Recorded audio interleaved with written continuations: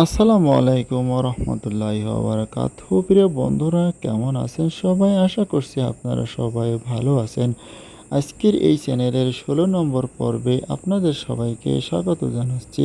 আজকে যাতে কূপ থেকে নাজাত পাও। এই কূপ থেকে বের হয়ে কি আমি আব্বাজানের কাছে যাব? না, খোদা তাআলার এটাই ইচ্ছা, তুমি হবে বান্দাদের নাজাতের প্রতিনিধি।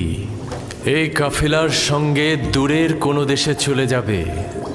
তাহলে আমার আব্বাজানের কি হবে? আমি তো তাকে ভালোবাসি। তিনি অবশ্যই তোমার বিচ্ছেদে ধৈর্য ধারণ করবে, এটাই পরবর্তীকারের ইচ্ছা। আর কাফেলাদের কাছে তোমার ঠিকানা গোপন রাখবে। পারতপক্ষে তাদের প্রশ্নের খুব কম উত্তর দেবে। কিন্তু আমার পিতা তো আমার বিচ্ছেদ সহ্য করতে পারবে না। বিচ্ছেদের শোক তো মৃত্যুর শোকের চাইতেও উত্তম। যদি পিতার কাছে ফিরে যাও, তোমার ভাইরা তোমাকে হত্যা করবে। সুতরাং নীরব থাকো, পরবর্তীকারের ইচ্ছার মূল্যায়ন করো।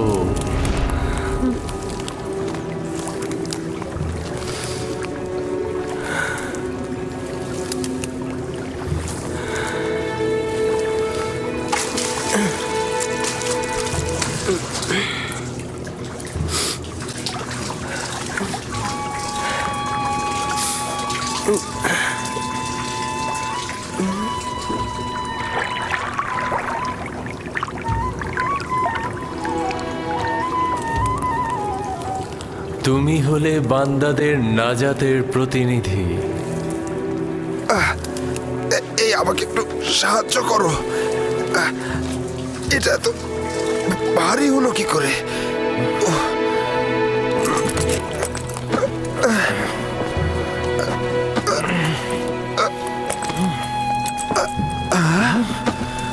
আরে আরে, এই বালতির মধ্যে এটা কি? জানাবে মালিক, তুমি কি ফেরেশতা না ইনসান? তুমি এখানে কি করছো পুত্র আমার? হে খুদা, এত সুদর্শন বাচ্চা আমি এর আগে কখনো দেখিনি। তুমি কূপের মধ্যে কি করছিলে? কারো জন্য অপেক্ষা করছিলে?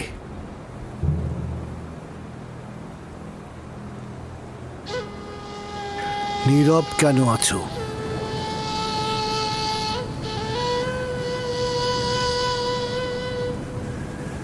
আমার ভাষা বুঝতে পারছো না নাকি ভয় পেয়েছো?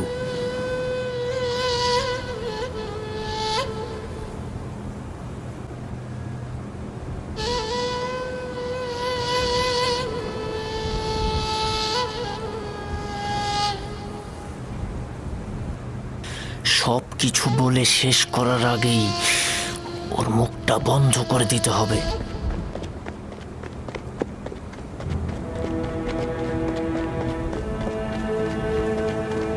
শোনো, আমিও এই প্রাণী বংশের সন্তান। তুমি আমাদের দেখে ভয় পেও না বালক। ভয় পেও না পুত্র আমার। এখানে কেউ তোমাকে আঘাত করবে না। কথা বলো, তোমার নাম কি? ইউসুফ। কি আশ্চর্য! তাহলে তো তুমি কথাও বলতে পারো। হ্যাঁ, বলো তো দেখি, কোন শহরের অধিবাসী তুমি? কোন গোত্রের? কার সন্তান? আমি বলবো না। আমি চাই না তাদের কাছে ফিরে যেতে।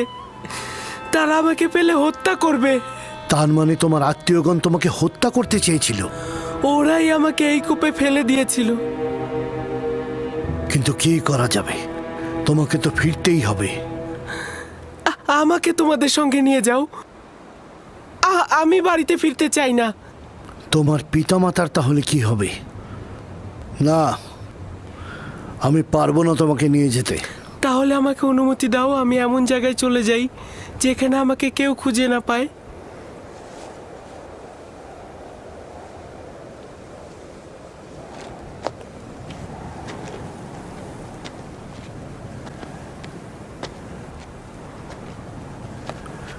এই বাচ্চাটাকে নিয়ে কি করা যায় ফায়েক? আমি চাই ওকে নিয়ে যেতে। ওর পরিবার যদি সত্যি ওকে চাইতো তাহলে কূপের মধ্যে ফেলতো। এই মাসুম চেহারা কখনো মিথ্যা বলতে পারে না। প্রকৃতপক্ষেই যদি তার জান হুমকিতে থাকে, তার জান রক্ষা করা জরুরি। ও গোলাম হিসেবেও দামি হবে। আপনি কি বুঝতে পারছেন মালিক? ওকে বিক্রি করলে কি পরিমাণ টাকা পাওয়া যাবে। আমাকে বিক্রি করে ফেলো, আমাকে গোলাম হিসাবে, দাস হিসাবে তোমরা বিক্রি করো, শুধু আমাকে এখান থেকে নিয়ে যাও। এই চেহারা দাসের নয়, তাকে নিতে হলে গোপনে নিতে হবে, কেননা তার পরিবার তাকে ছিনিয়ে নিতে পারে। যদি চাও তাহলে তোমাকে আমরা নিয়ে যেতে পারি, কিন্তু তোমাকে লুকিয়ে নিয়ে যেতে হবে, আর সেজন্য আমাদের কৌশল অবলম্বন করতে হবে। পারবে? পারবো। আমরা এখানে কোনো বাচ্চা দেখিনি, ঠিক আছে? আমরা কোনো বাচ্চা টাচ্চা দেখিনি। এই মরুভূমিতে বাচ্চা কি করে আসবে? বাচ্চা কি এখানে থাকে নাকি? পর্যাপ্ত পরিমাণ পানি নিয়ে নাও, যত দ্রুত সম্ভব রওনা দেব।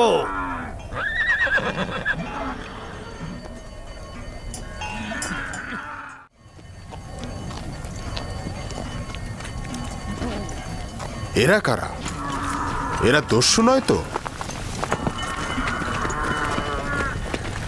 সবাই অস্ত্র নিয়ে প্রস্তুত হও।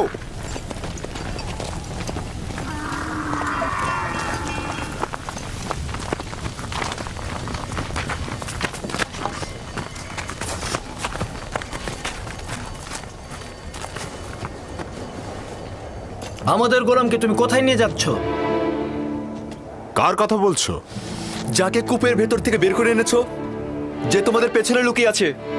তোমাদের গোলাম কূপের ভেতর কি করছিল? সে নিজেকে কূপের মধ্যে নিক্ষেপ করেছে, আমরা তো করিনি। তাকে বাঁচাওনি কেন? আমরা তো তাকে বাঁচানোর জন্যই দড়িয়ে আনতে গিয়েছিলাম। যাই হোক না কেন, সে এখন আমাদের গোলাম। কোনো প্রকারে যদি সে নিজে না চায় তোমাদের সাথে যেতে? তার এইটা করার কোনো অধিকারই নেই। গোলাম তার মালিকের ইচ্ছার অনুগত।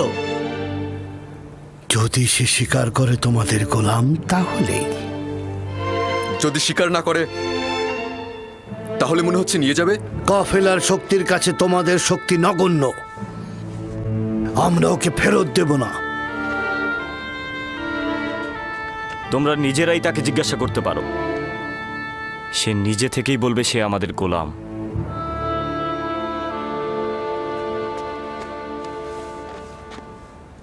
তুমি এদের ভয় পেও না,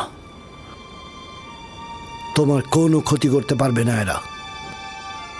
শুধু বলো, তুমি কি এদের গোলাম? আমাকে মিথ্যা বলার শিক্ষা দেওয়া হয়নি।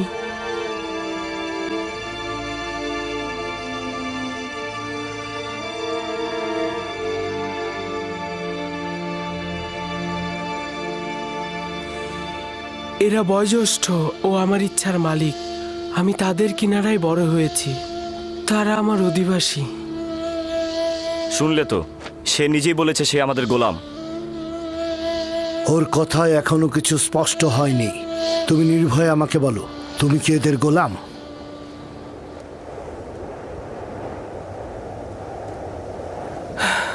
এরা বয়োজ্যেষ্ঠ ও আমার ইচ্ছার মালিক।